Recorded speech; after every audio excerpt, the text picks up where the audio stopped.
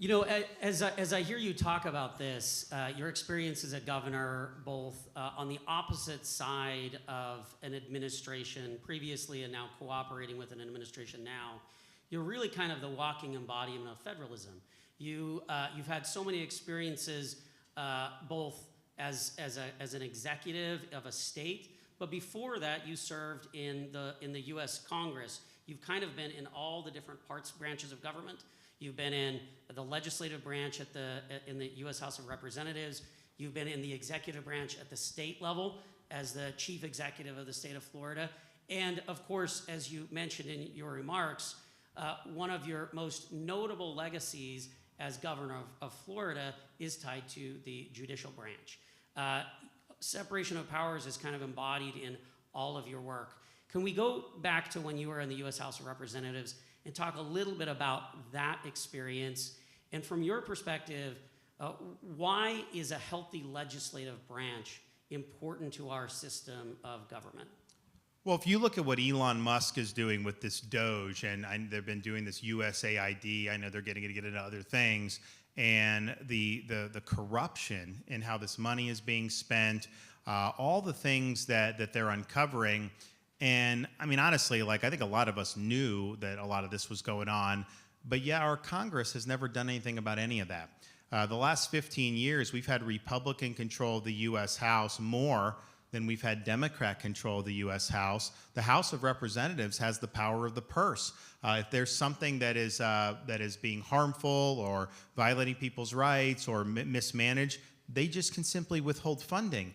They are under no obligation to fund this crap year after year. And yet, when you do omnibus bills with massive thousands of pages, nobody reads, it gets plopped on the floor and passed, or a continuing resolution which just continues everything with really no changes, when that becomes the norm, which it has been over the last 10, 15 years, that gives license to the bureaucrats to run wild because they know they're never going to be held accountable. And so the weakness of Congress is the number one reason why we've had the growth of this fourth branch of government.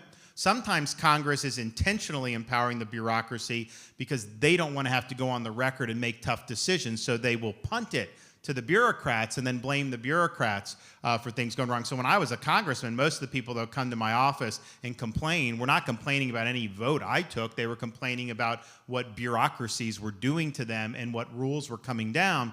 So you do have that. But then you also have this neglect of ceding your most potent power of the purse, which allows the bureaucracy to take advantage of this. And so I saw that firsthand, how impotent they were. And why are they impotent? Because they're like, well, we can't shut down the government. You know, we just got to keep it moving. Otherwise, you know, they're going to blame us and all this stuff. And I'm just thinking to myself, like, okay, well, if the main thing is not ever having a lapse in appropriations, then don't turn around and complain about the fourth branch of government, because you're giving up the game. You're giving up your major power. So I saw that over and over again. And I think what Musk is doing is great, but here's the problem. Ultimately, if you want to reduce spending, you can't just do that with Elon and a bunch of, you know, his friends. Like, Congress has to enact these changes through law. And I am not optimistic that they are of the mind to reduce spending even minimally, but certainly not the type of spending restraint that we would need to get us back. I mean, if we could just return to 2019 levels of spending and just froze that for Trump's administration, even if it was just non-defense, that would make a huge difference. I don't think they'll take anything back to 2019 is what I would guess, because this is just the culture that's there. One of the things that I've recommended, we're pushing for a balanced budget amendment to the federal Constitution.